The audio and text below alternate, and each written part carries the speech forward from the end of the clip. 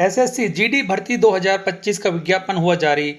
39,481 पदों पर की जाएगी भर्ती। जानिए महत्वपूर्ण अपडेट्स। नमस्कार दोस्तों, स्वागत है आप सभी का फिर से आपके अपने YouTube channel way to career में, जहां आपके कैरियर से जुड़ी हुई हर एक ताज़ा अपडेट आपको सबसे पहले दी जाती है। तो काफ़ी लंबे समय के बाद स्टाफ सिलेक्शन कमीशन के द्वारा जीडी भर्ती 2025 का नोटिफिकेशन जारी कर दिया गया है। नोटिफिकेशन आपके सामने है। तो महत्वपूर्ण जानकारी जो इस नोटिफिकेशन से जुड़ी हुई है उसके बारे में आपको इस वीडियो में जानकारी दी जाएगी। वीडियो को आप लास्ट तक जरूर देखें। आप ये आधिकारिक नोटिफिकेशन एसएससी की ऑफिशियल वेबसाइट ssc.gov.in से भी प्राप्त कर सकते हैं। नोटिफिकेशन जारी हुआ है 5 सितंबर 2024 को। तो इस नोटिफिकेशन के अनुसार कांस्टेबल पदों पर भर्ती की जाएगी, जो कि रहेंगी सेंट्रल आर्म्ड पुलिस फोर्सेस यानी कि सीएपीएफ में, एसएसएफ में और राइफल में जीडी, असम राइफल्स, सिपाही इन नारकोटिक्स सेंट्रल ब्यूरो। तो इन सभी पुलिस फोर्सेस में भर्ती की जाएगी कांस्टेबल पदों की। पद बहुत ज़्यादा हैं, यानी कि इस नोटिफिकेशन के अनुसार 39,481 कांस्टेबल के पदों पर भर्ती की जाएगी। कौन सी फोर्स में कितने पदों पर भर्ती की जाएगी वो भी आपको वीडियो में आगे बताया जाएगा।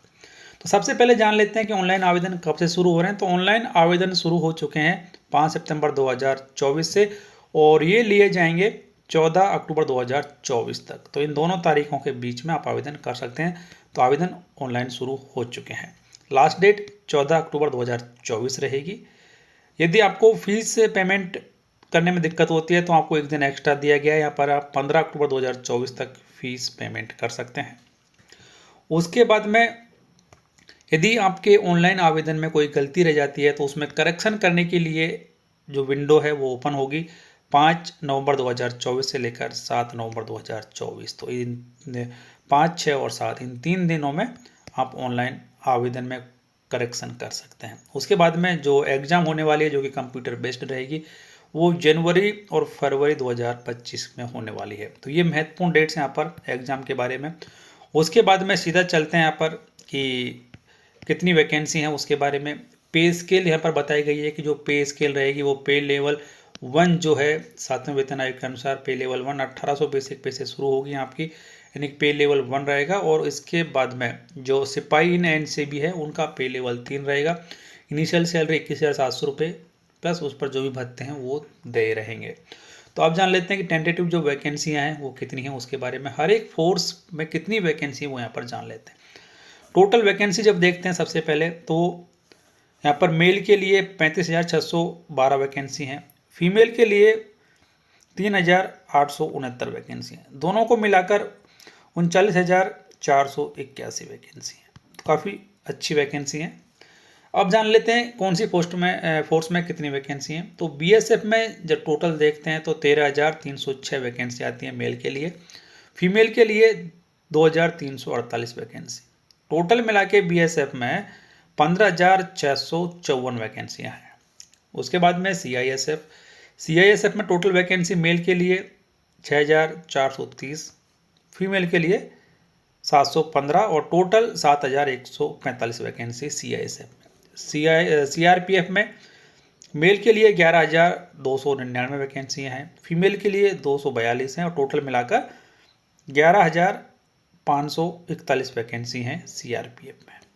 एसएसबी की बात करते हैं फिर। एसएसबी में मेल के लिए 819 वैकेंसी हैं, फीमेल के लिए वैकेंसी नहीं है।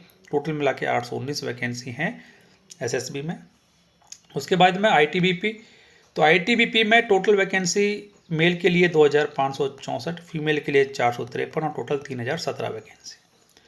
असम राइफल्स में मेल के लिए 1148 वैकेंसी, फीमेल के लिए 100 वैकेंसी और टोटल 1248 वैकेंसी। एसएसएफ में जब बात करते हैं तो यहाँ पर टोटल वैकेंसी मेल के लिए 35 हैं, फीमेल के लिए नहीं है।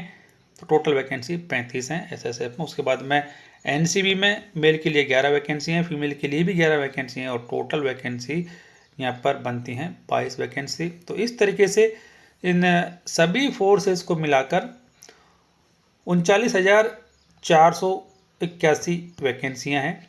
आपकी क्वालिफिकेशन के अनुसार जो भी एप्लीकेबल है उसमें आप फॉर्म अप्लाई कर सकते हैं। काफ़ी ज़्यादा वैकेंसियाँ हैं। उसके बाद में बात कर लेते हैं कि एज लिमिट क्या है उसके बारे में भी। तो यहाँ पर जो एज लिमिट मांगी गई है वो 18 से 23 साल मांगी गई है 1 जनवरी 2025 को, यानी कि कम से कम उम्र जो है वो 18 साल होनी चाहिए 1 जनवरी 2024 को, और 23 साल से ज़्यादा नहीं होनी चाहिए। तो यहाँ पर ये भी कहा गया है कि ऐसे कैंडिडेट्स जिनका कि जन्म 2 जनवरी 2002 उससे पहले नहीं होना चाहिए और 1 जनवरी 2007 के बाद में भी नहीं होना चाहिए। तो यदि आपका जो जन्म है, डेट ऑफ बर्थ है, वो इन दोनों डेट्स को मिला के और इन दोनों के बीच में है, तो आप इसके लिए आवेदन कर सकते हैं। उसके बाद में जो भी कैटेगरीज है उन्हें नियमों के अनुसार छूट दी जाती है। SC ST को अधिकतम जो एज लिमिट है उसमें 5 साल की छूट है। OBC को 3 साल की छूट यहाँ पर दी गई है। एक्स सर्विसमैन को भी 3 साल की छूट दी गई है, और जो गुजरात दंगों के पीड़ित हैं उनको 5 साल की छूट यहाँ पर दी गई है। इसके अलावा जो चिल्ड्रंस हैं जो कि 2002 के गुजरात दंगों में OBC कैटेगरी से, तो उन्हें 8 साल की है, और SC ST में है तो उन्हें 10 साल की और अधिकतम छूट यहाँ पर दी जा रही है। तो इस तरीके से ये कुछ महत्वपूर्ण जानकारी है इस भर्ती से जुड़ी हुई। आगे आने वाले वीडियोज़ में आपको हर एक टॉपिक पर डिटेल में जानकारी दी जाएगी। तो वीडियो को देखने के लिए चैनल सब्सक्राइब कर लें, बेल आइकन प्रेस कर दें, क्योंकि जिससे फ़ायदा ये होगा कि जैसे ही वीडियो चैनल पर अपलोड किया जाएगा उसकी जानकारी आपको मिल जाएगी, तो आप वीडियो देख पाएंगे। फिलहाल इस वीडियो में इतना ही। वीडियो देखने के लिए धन्यवाद।